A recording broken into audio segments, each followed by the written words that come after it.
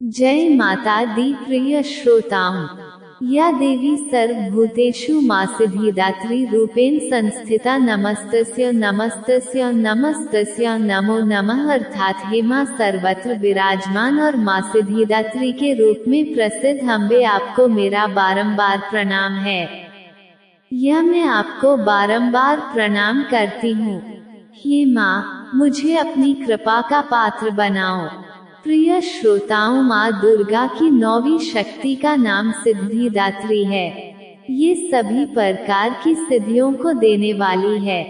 नवरात्रि पूजन के 9वें दिन उनकी उपासना की जाती है। इस दिन शास्त्रीय विधि विधान और पूर्ण निष्ठा के साथ साधना करने वाले साधक को सभी सिद्धियों की प्राप्ति हो जाती है। सृष्टि में कुछ भी उसके लिए अगम्य नहीं रह जाता। ब्रह्मांड पर पूर्ण विजय प्राप्त करने का सामर्थ्य उसमें आ जाता है। माँ सिद्धिदात्री 4 भुजाओं वाली हैं। इनका वाहन सिंह है। ये कमल पुष्प पर भी आसीन होती हैं। इनकी दाहिनी तरफ के नीचे वाले हाथ में कमल पुष्प है। प्रत्येक मनुष्य का ये कर्तव्य है कि वे माता सिद्धिदात्री की कृपा प्राप्त करने का निरंतर प्रयत्न करें, उनकी आराधना की ओर अग्रसर हों। इनकी कृपा से अंत में मनुष्य सभी सुखों का भोग करता हुआ मोक्ष को प्राप्त कर सकता है। नव दुर्गाओं में माँ सिद्धिदात्री अंतिम है। अन्य 8 दुर्गाओं की पूजा उपासना शास्त्रीय विधि विधान के अनुसार करते हुए भक्त दुर्गा पूजा के 9वें दिन इनकी उपासना में प्रवृत्त होता है। सिद्धिदात्री माँ की उपासना पूर्ण कर लेने के बाद भक्तों और साधकों की लौकिक परलौकिक सभी प्रकार की कामनाओं की पूर्ति हो जाती है। देवी पुराण के अनुसार भगवान शिव ने इनकी कृपा से ही सिद्धियों को प्राप्त किया था।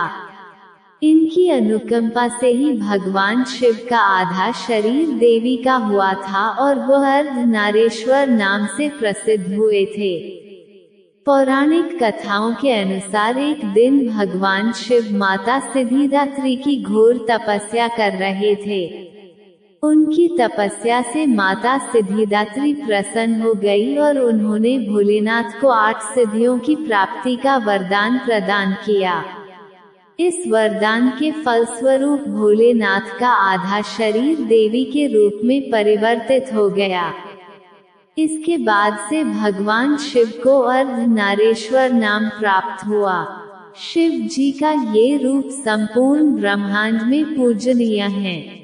धरती पर जब अनेक राक्षसों का जन्म होने लगा था, ऋषि मुनि तथा सज्जन लोगों का पृथ्वी पर निवास करना मुश्किल हो रहा था। इसी बीच जब पृथ्वी पर महिषासुर नामक दैत्य के अत्याचार की अति हो गई, तब उस दानव के अंत हेतु सभी देवतागण भगवान शिव तथा विष्णु जी से सहायता लेने पहुँचे।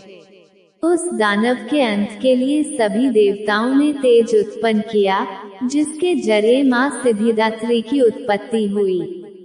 धार्मिक मान्यताओं के अनुसार 2 से 10 वर्ष तक की कन्या में माँ दुर्गा साक्षात वास करती हैं। इस तरह माँ सिद्धिदात्री की पूजा अर्चना करने से माता जल्द प्रसन्न होती हैं और भक्तों की सभी मनोकामना पूरी करती हैं। प्रिय श्रोताओं, ये थी आज की वीडियो। उम्मीद है आपको वीडियो पसंद आई होगी। वीडियो को लाइक जरूर कीजिएगा। कल फिर मिलते हैं एक नई वीडियो के साथ। तब तक जय माता दी। राधे राधे।